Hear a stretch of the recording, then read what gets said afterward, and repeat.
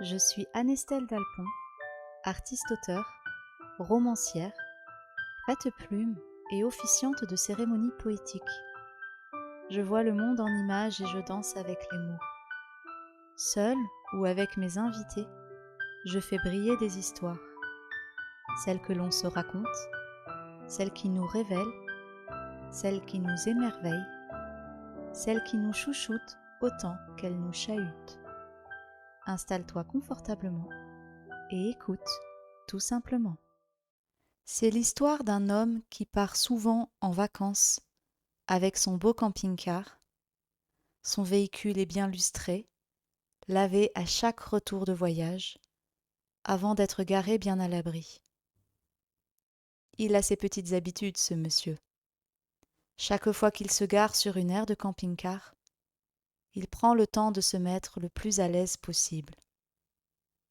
Il appuie sur un bouton et des vérins de stabilisation électrique descendent jusqu'au sol pour que le camping-car soit parfaitement droit. Ensuite, le monsieur sort de son véhicule et fait son petit tour d'observation. Combien y a-t-il d'autres véhicules? Quel est leur état général? L'environnement, le lieu où faire le plein d'eau et vider les eaux usées? Si tout fonctionne comme il faut, si les poubelles sont visibles? Il adresse un signe de salutation aux personnes qu'il croise et parfois s'arrête pour parler d'où il vient, où il va, du temps qu'il fait et des bizarreries rencontrées.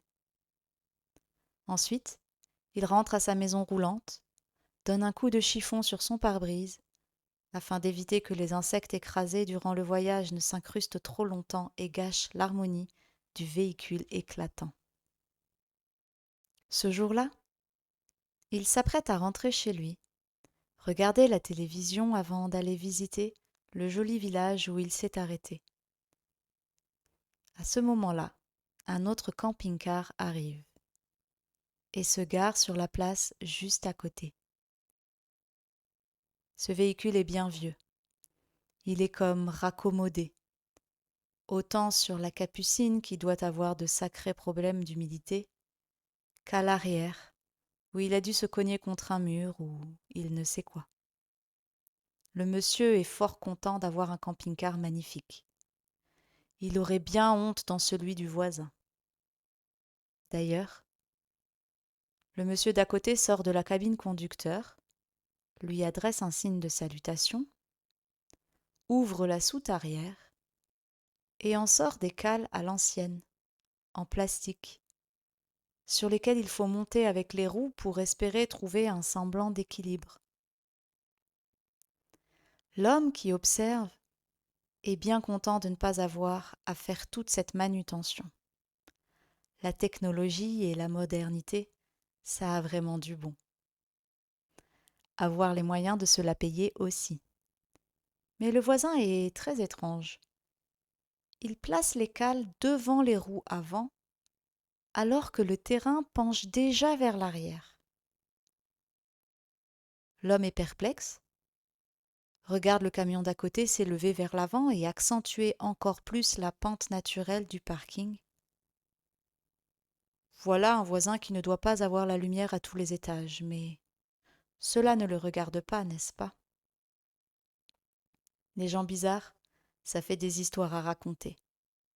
Alors notre cher monsieur se précipite pour en faire part à son épouse qui est en train de préparer l'apéro à l'intérieur. C'est l'histoire d'un autre homme qui part en vacances avec sa petite tribu. Son vieux véhicule est tout raccommodé, mais il est fidèle. Il leur permet de s'offrir de beaux moments ensemble, de visiter le pays à petit prix, alors que s'offrir des vacances dans une location serait impossible financièrement. Et puis, ce camping-car, il le chouchoute autant que le véhicule les chouchoute en retour. Oui, le camion est âgé, et il faut régulièrement réparer une chose par-ci, une chose par-là.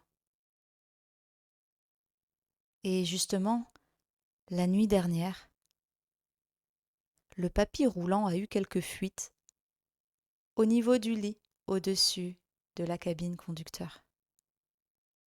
La pluie faisant partie de la fête encore cette nuit, le père de famille se gare de manière à faire en sorte que l'eau de la Capucine ne stagne pas quand il pleuvra, mais s'écoulera doucement vers l'arrière, pour ainsi éviter l'inondation dans le lit des petits, le temps de refaire les joints. Mais sur le parking, la pente est trop légère. Il faut caler.